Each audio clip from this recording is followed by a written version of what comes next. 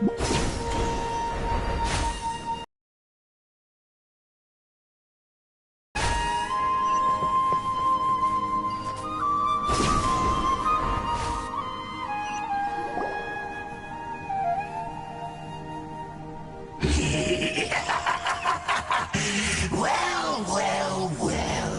Looks like we meet again, traveler.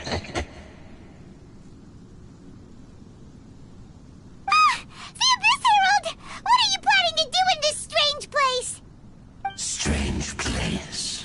Plotting? You needn't worry about such things. They don't concern you.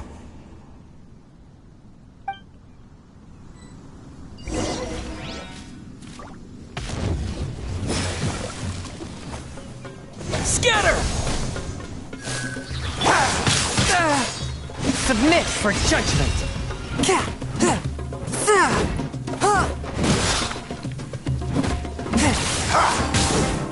One with my blade!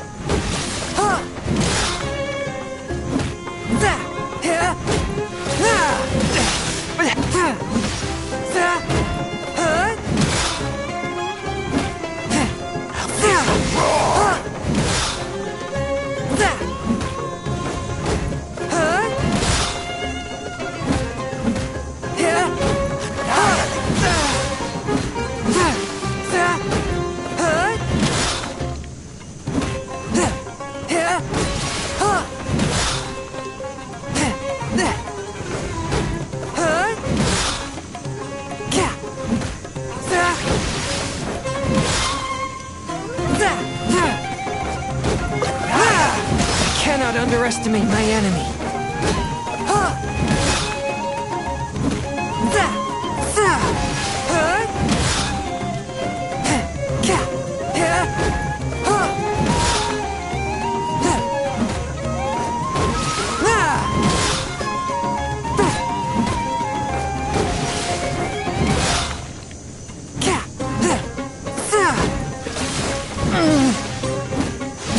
A touch of frost. From whence you came!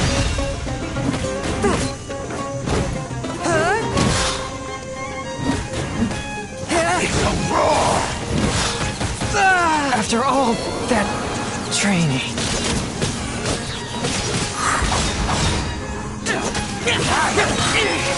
Evil conquering! Worthless!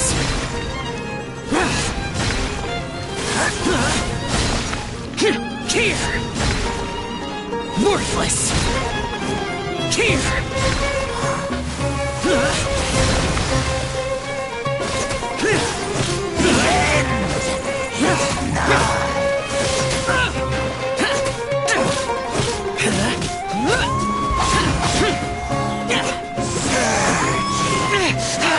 Shut it!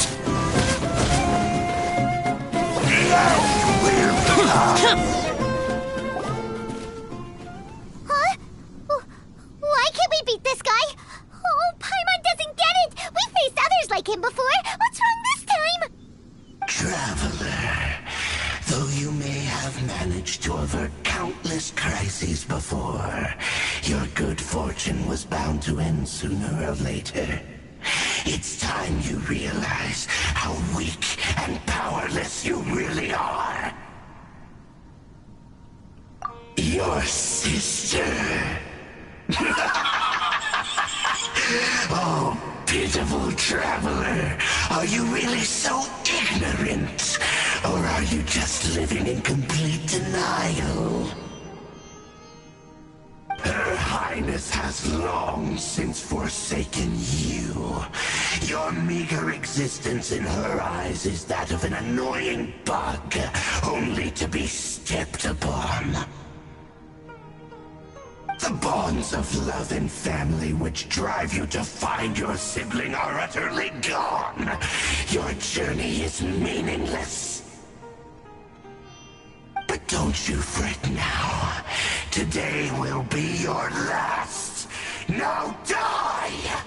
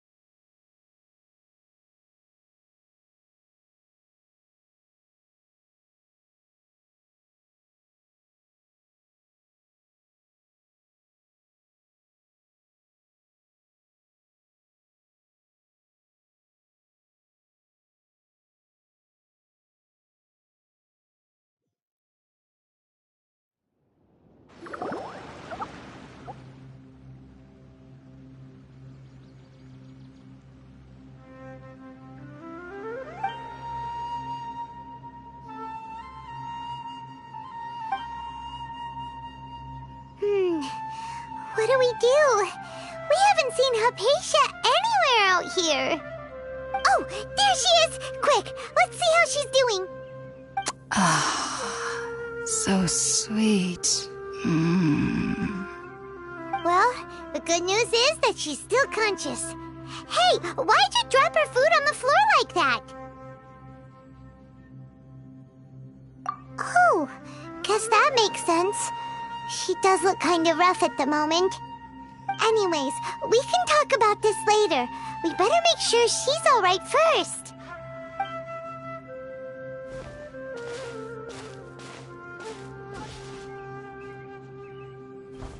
Whoa, wait a sec.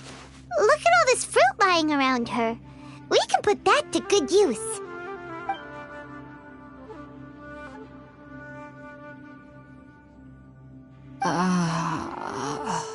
Who is there? Tainari, is that you?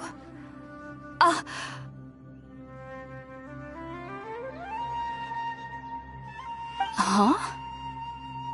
It's okay. You can relax, Hypatia. Tainari sent us here to bring you some food and water. Here, we have a letter that he asked us to give you.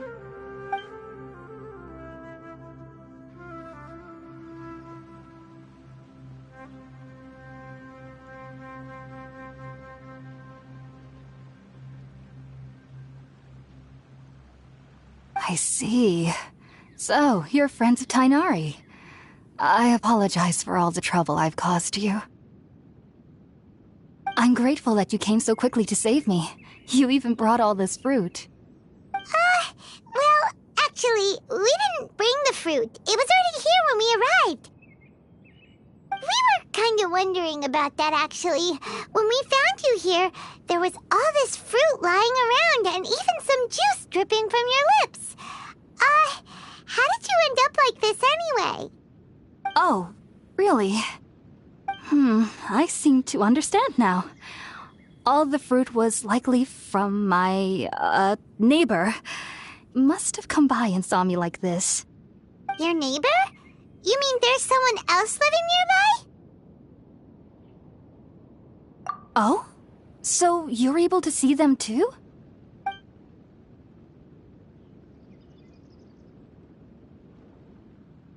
Wait, hold on a second, Traveler.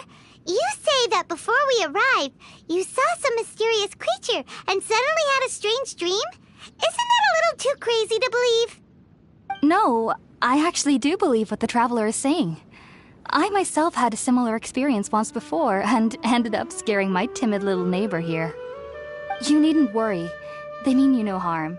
They only dragged you into the dream because they hoped to buy themselves a little time in order to scurry away. So, Hypatia, Just what kind of creature is your neighbor exactly? I'm not sure what it's called, to be honest. But I do know that they have some sort of deeper connection with the Dendro Archon. I know this because the first time I saw them was also the exact day my consciousness was able to form a connection with Irminsul. Even after I opened my eyes and stopped meditating, my heart was still pounding, and my mind was racing with all the knowledge that I had touched. And at that very moment, I suddenly noticed a small figure at the opening of the cave. In my curiosity, I began to walk over to the creature. They must have already been used to me living in the cave, because they didn't seem to mind me approaching them. They just kept doing whatever they were up to. It wasn't until I crouched down next to them that they suddenly realized that I could see them. Oh! And then? The time I came to, they were nowhere to be seen. I was convinced they'd never show up again. But sure enough, I saw them nearby a few days later. And they weren't alone. I feel like they aren't as afraid of me as the first time I approached them. But I never would have expected them to save me. Yes, no doubt about that. By the way, Tighnari mentioned in his letter that you had questions for me regarding Irminsul.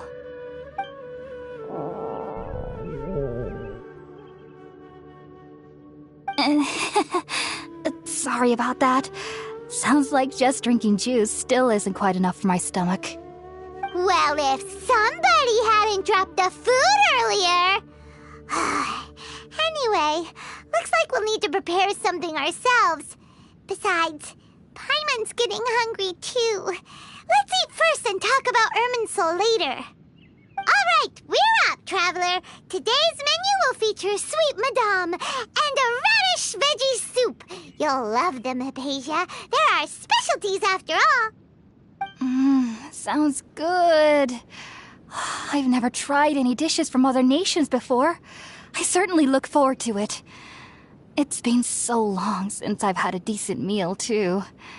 To be honest, the last time had to be when Tighnari came to visit.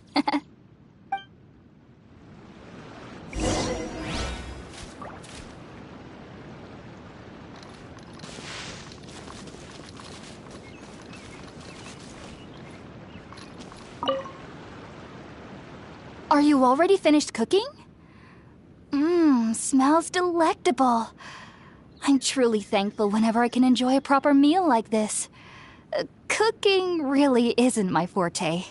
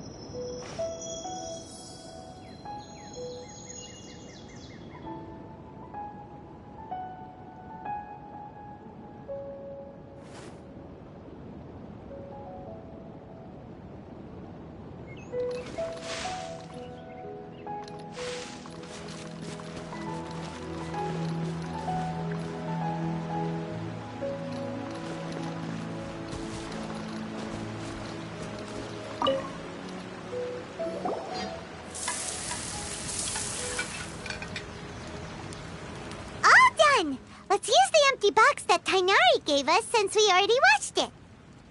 Oh, it smells amazing. And the box is a nice nice touch, too. Let's go serve this up and start eating with Hypatia.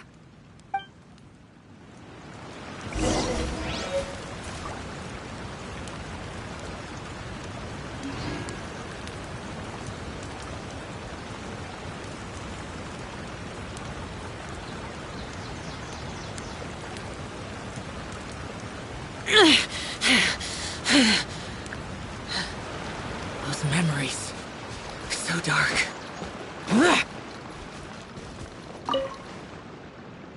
Are you already finished cooking? Mmm, smells delectable.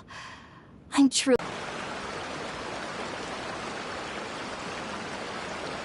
Even though everything you mentioned was in Tainari's letter, it's still hard to believe you were able to connect with Irminsul immediately after smelling Spiritborn eel for the first time. It took me nearly 3 years before I could do so. And everyone at the Academia even lauded me as a genius. You should know that some researchers spent their entire lives without ever successfully connecting with Irminsul as you have. So why does this incense allow people to connect to Irminsul? The ingredients used to make Spiritborn eel primarily consist of plants created by Greater Lord Rukkhadevata. These special ingredients are conducive to heightening our senses to the Dendro Archon's power. Since the root of the Dendro Archon's power lies within Irminsul, we can occasionally tap into her powers to peer into the depths of the earth. Naturally, anyone who can establish a connection with Irminsul in their first ever attempt must be a person of great understanding. Makes sense. But Paimon's got a question. Why was he sensitive to the smell of those plants for such a long time? That was primarily due to his body's unique constitution. Stimulated by the incense, he could perceive the Dendro Archon's power and experienced a sensory overload, hence the adverse reactions. Taking in any scent similar to the ingredients of Spiritborn eel would cause adverse effects. Not to worry, though. It appears you've already fully recovered. Technically, your body should still be sensitive to the powers of the Dendro Archon, but unless you're using intentional meditation techniques, the scent of Spiritborn eel should no longer trigger such reactions. Whew. Well, that's a relief. I must admit, I am quite envious of your abilities. Even if it meant suffering from pounding headaches for the rest of my life, I'd consider it worthwhile so long as I could connect with Irminsul at will. Whoa, you're really serious about this whole thing, aren't you? I am a researcher after all. As a member of the Ritaoist Darshan at the Academia, my main area of research is the stars and their connection to the fate of living beings. But there is still so much we don't know, especially regarding the mysteries that lie in the starry skies. Which is why I must turn to the all-knowing Irminsul for answers. If only my perception wasn't so limited. Unfortunately, I cannot guarantee that my every attempt to attune with Irminsul will be successful, or that doing so will leave my consciousness intact. I am currently in the stage of training known as Satyavada life. Many researchers in Sumeru have lost their minds while seeking to attune with Irminsul during this stage. Sages have said that Irminsul contains divine knowledge, and touching such knowledge without the proper preparations and abilities will only lead to one's mind caving in on itself. That's why we meditate alone. We need to ensure that our minds will be calm while minimizing the possibility of involving anyone else. Whoa, so knowledge from Irminsul can be super dangerous. Aren't you afraid of the risks, Hypatia? Of course I do. Especially during nights that are pitch black with no moonlight, and dead silent without even the sound of insects. However, I've been feeling better as of late. I don't get as scared anymore knowing that I have a little neighbor living nearby. I believe that being able to see them is a sort of blessing from the Dendro Archon. But what's strangest of all is that they're clearly an envoy of the God of Wisdom herself, and they have the curious power to make people dream. What's so strange about that? It doesn't sound so out of place for a divine being, does it? Well, it's strange because nearly nobody in Sumeru can ever dream. Oh, is that true? Yes, well, to an extent. Only children can dream in Sumeru. Adults, however, never do. The sages say that wisdom implies rationality, but that which occurs in dreams is often neither rational nor logical. Yes, if one struggles with anxieties, those emotions could influence their dreams. The fact that the people of Sumeru do not have dreams is seen as a blessing by the sages. They believe that Greater Lord Rukkhadevata, the god of wisdom, is keeping us away from the foolish delusions you encounter in your sleep. I was born into a family of scholars in Sumeru City. Ever since I was a child, my parents would always tell me that I'll know I've grown up once I stop dreaming. I studied hard, enrolled as a student in the academia, and went on to become a researcher. Sure enough, I never dreamed again. But then, on the day I scared the little Aranara, I suddenly saw a dream again. It was incredible. Though I don't exactly remember what I saw, I clearly recalled the feeling. I suddenly felt like I was a child again. Back then, I was foolish and ignorant as any youth would be, but I was free of fear. Maybe dreaming isn't as bad as we've made it out to be. Just be sure not to speak of this if you travel to Sumeru City. They'll look at you as if you've lost your mind. So, do you have any thoughts about the things he saw when he connected with Irminsul? Sorry. I'm afraid I don't have any answers as of now. All I can say is that what you saw is a memory contained within Irminsul itself. World forget me. What could that possibly mean? If only I could ascend past Satyavada life and begin Paripurna life, I might have some more answers for you. If you two are ever in the area again, please be sure to come and see me. There's no need to be thanking me. You two are my saviors. Besides, Now that we know Hypatia is alright and had the chance to ask her some questions, Paimon thinks it's about time.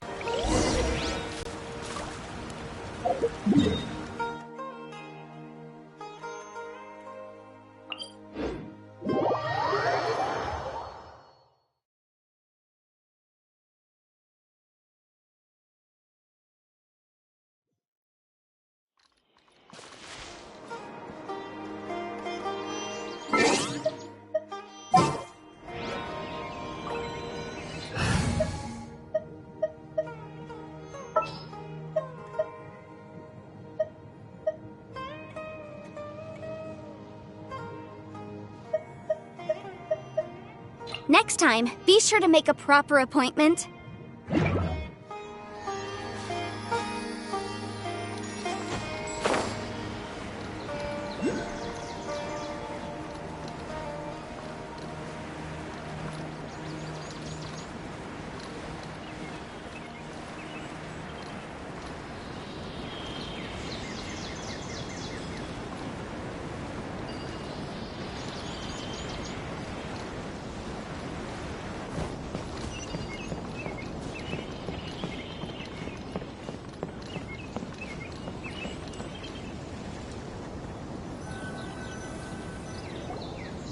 Think about it, Tainari. Refusing to join is tantamount to burying your head in the sand. I understand that you're a forest watcher, and that it's your duty to combat the effects of withering zones. But isn't it evident that such work is not a lasting solution to the problem? As Sage Kage clearly stated, your presence and guidance in Sumeru City is pivotal in finding a cure for Irminsul. How could you possibly refuse? Keep your emotions in check, Ghulam. Let's at least listen to Tainari's reason for declining. We're here to invite him to the Academia, not to cause a scene. Sage Kage, I am truly honored that you came here in person, but I'm afraid I must still decline your invitation. I am merely a forest watcher. How could the great minds of the Haravatat have any need of someone like me? Well, it turns out that your refusal letter had some implications on your master's reputation. He is a renowned sage of the Immorta, after all. So now I've come here in his stead. I see. Huh. And I figured that given his temper, he would come here and berate me personally. Tighnari, your master is an integral part of this effort, and now he requires your assistance. And what exactly does my master need of me, Sage Kage? You'll know once you've arrived in Sumeru City, that is.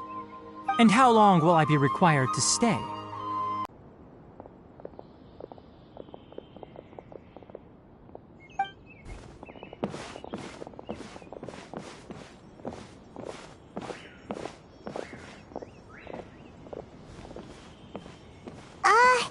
Tighnari, what was that all about?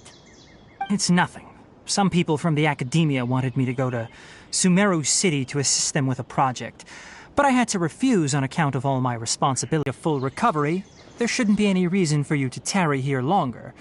I assume you will be heading to Sumeru City, correct? That's right! We want to meet Lesser Lord Kusanali and ask her for advice. Do you have any idea on how we can find her? Sorry. I'm afraid I don't have any advice for you there. Well, do you at least know anyone we can try asking in Sumeru City? Let me think. My trips to Sumeru City have been fairly short, and most of my acquaintances are researchers. How about this? I'll write you a letter of introduction that you can give to a researcher I know. He's from the Immorta Darshan and is adept at gathering information. Asking him might prove worthwhile. Also, when you enter Sumeru City, you'll probably end up receiving something like this item here. I'm not sure if it will ever come in handy for you, but maybe you can give it a try. Oh? What is it? It's called an Akasha Terminal. It's a tool produced by the Academia that utilizes the legacy of Greater Lord Rukkhadevata.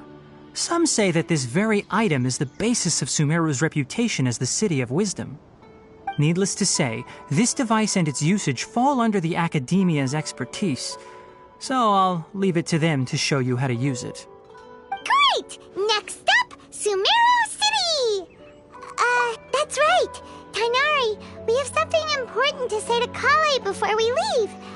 Is she doing better now? Yes, she's doing much better. After being confined to her bed all this time, I thought a little walk would do her some good. Last I saw her, she was taking the path towards the North Crossing. She knew you two would be leaving soon, so she must have wanted to see you off. Thanks, Tighnari. All right, let's go! Farewell, and good luck to you both.